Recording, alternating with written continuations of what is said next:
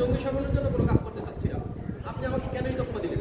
তারপর উনি আমাকে বলতেছে তুমি এই সেনাবাহিনী থেকে বরখাস্তকৃত যে আনসার আল ইসলামের সামরিক কমান্ডার মেজর জিয়া, ওনার সাথে তোমার সাথে লিঙ্ক আপ আছে, তুমি ওনার সাথে দেখা করো, কথা বলো। আমি বলছি স্যার আপনাকে আমি একটা প্রশ্ন করতে চাই, আপনি যে মেজর জিয়া স্যারকে বাংলাদেশের সমস্ত ইন্টেলিজেন্স খুঁজে পাচ্ছেন, উনি কোথায় আছে, কিভাবে আছে, তাহলে আমি একজন সাধারণ সৈনিক হিসাবে আমি কিভাবে ওনার সাথে দেখা করতে পারি? এটা আপনার কাছে আমার প্রশ্ন। তারপর উনি এই যখন আমি এই প্রশ্ন করি ওনাকে, উনি আপনার কথা জবাব দেয় না। আবার সে আমার লাস্ট প্রশ্ন করে যে তুমি আনসার আল ইসলামের আধ্যাত্মিক নেতা মাওলানা মাহমুদ হাসান গুলবির সাথে তুমি দেখা করছো, রাত কাটাইছো। আমি ওনাকে জিজ্ঞেস করলাম যে স্যার এইটা কোন সময়, কোন টাইমে আমি ওনার সাথে রাত কাটাইছি? উনি বলছে তুমি এই খাগড়াছড়িতে জয়েন্ট করার পরে, এখানে যোগদান করার পরে তুমি এগুলো করছো।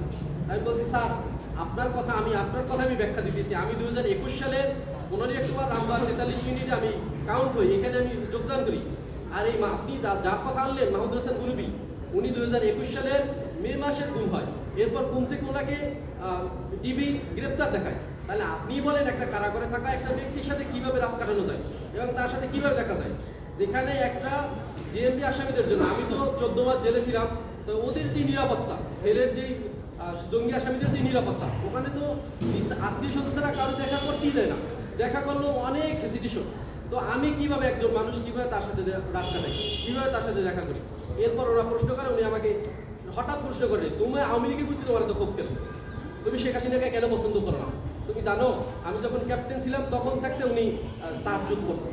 এই ধরনের উনি আমাকে কথা বলে, তুমি একটা সৈনিক, সাধারণ সৈনিক, তুমি একজন প্রধানমন্ত্রীর বিরুদ্ধে কথা বলো, তোমার এত বড় সাহস কিভাবে হয়? তুমি আমাকে চিনো? আমি ডিজিপিতে ছিলাম, আমি ডিজিপি থাকা কত লোককে আমি এরপর আমাকে ওরা ওখান থেকে আমাদের মোট 4 মাস গুম রাখার মধ্যে বিভিন্ন জায়গায় রাখা হয়। আমার মধ্যে যে কদিন আমাদের পিলখানায় রাখা হয়েছিল, ওইখানে আমাদের একটা বিজিবি হেডকোয়ার্টারে, ওখানে এমন একটা রুমের মধ্যে রাখা ছিল যে রুমটা কবরের মতো, যেখানে পা সোজা করলে কখনো শোয়া যায় না। এখানে আমি ছাড়া অনেক লোক ছিল, এরা সৈনিক বা কিংবা সিভিল আমি কিছুই জানি না। এবার এইখানে এদের কাছে ছিল, এই ব্রিটিশের সাধু রহমানের কাছে ছিল আমাদের মধ্যে যারা নিরীহ সৈনিক, এদের করে টর্চার করা। এটা হচ্ছে আমাদের বিজিবি হেডকোয়ার্টার পিলখানার ভিতরে।